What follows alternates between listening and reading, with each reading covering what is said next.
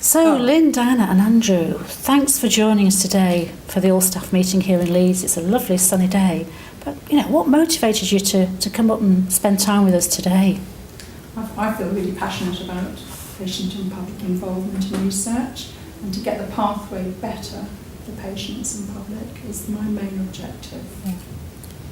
Yeah, it's exactly the same for me. It's getting that word out there that we can help researchers, and it's important.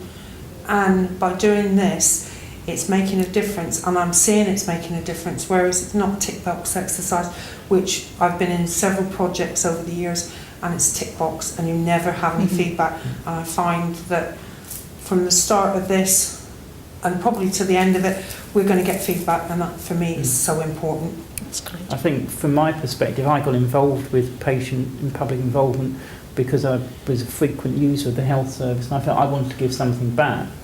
And I think it's really important that in the current environment, the public are actively engaged in determining health decision making, and that they can do that through research is one of the best ways you can get involved in helping to shape the future of the NHS. So it's important that the patient experience is improved, because if you are unfortunate enough to have to use the health service, you want it to work in the best interest of the patient.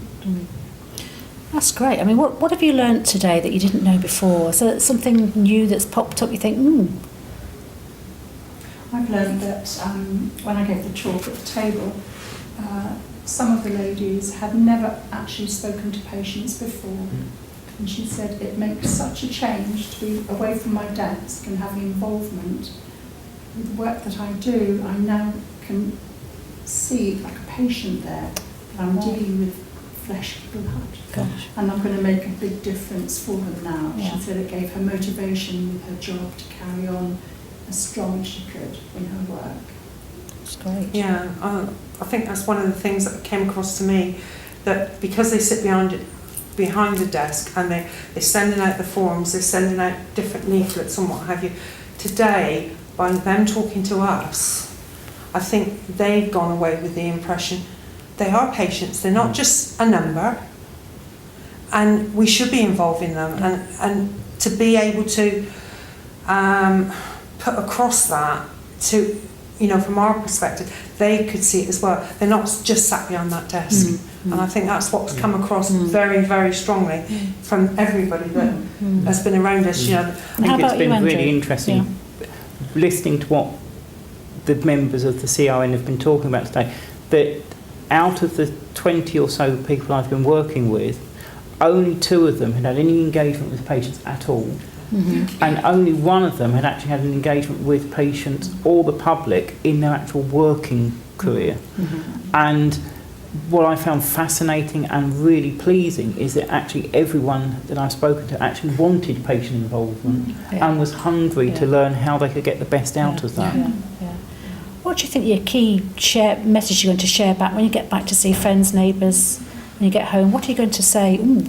I'm going share to back the fact that PPI has become very strong now, and so we do need to have like a website for PPI so that researchers, specialists, everyone can tap in there and find a good, strong database of people who are involved in PPI, and then we could do so much in different groups. We could intermingle, and we could do the very best for the NHS by having this contact list. Sounds good.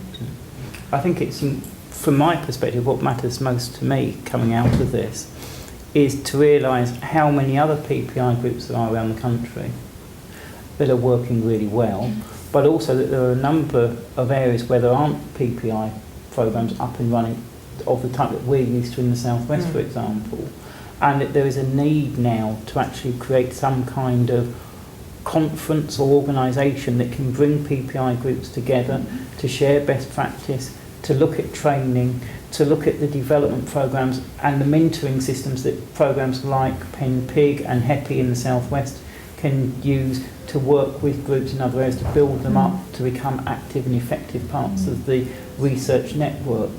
And hopefully that's something that will come to fruition over the next 12 months.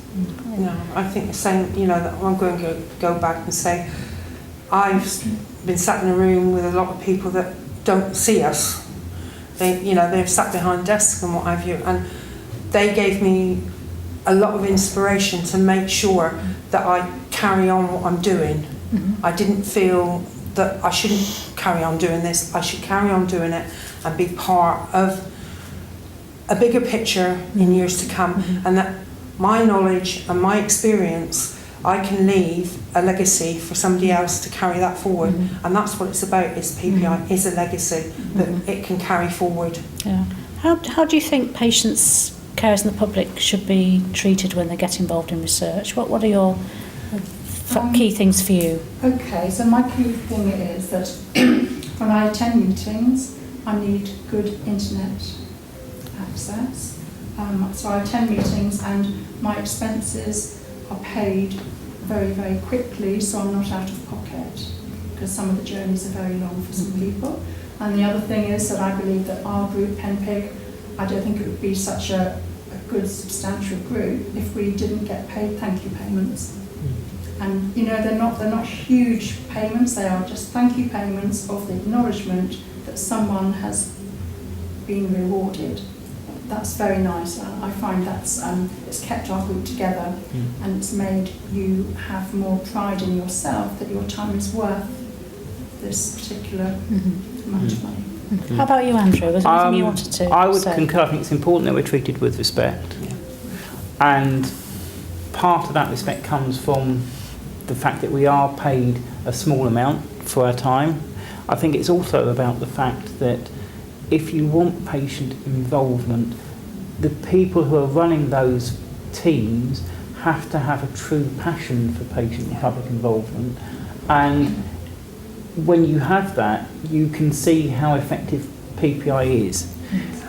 May I just say Absolutely, that I find yes. group work is so valuable, because if a project involves like 4 people of a PPI team, you have such different attitudes and ideas, and sometimes the idea that someone's come up with is just that one that you need and you haven't thought of. Yes. So if you do PPI and only have 1 or 2 people representing that project, then often it can become tunnel kind of visioned and not very diverse, and so you're getting not a lot of good ideas coming out of just the 2 people. Yeah. I think with a group you can work out which is the best way to move forward. Yeah. And finally, what would be your take-home message to research staff here at the Clinical Research Network after today? What would you be saying? Ask us, we'll do it. Yes, contact PPI. And I think also about the importance of cross-pollination, so that you bring groups together, share information and best practice. So make use of us. We're there to be asked. We're happy to give. And also different things like different parts of the country. Illnesses are different, they vary, lifespan and everything. And so we need all the ideas from not just a county or a peninsula, but from the whole country. Because if we're giving a service like the NHS do, it has to be one cap doesn't fit all. It has to be pliable, flexible and beneficial to all. That's great. Thank you very much. Thank you. You're welcome.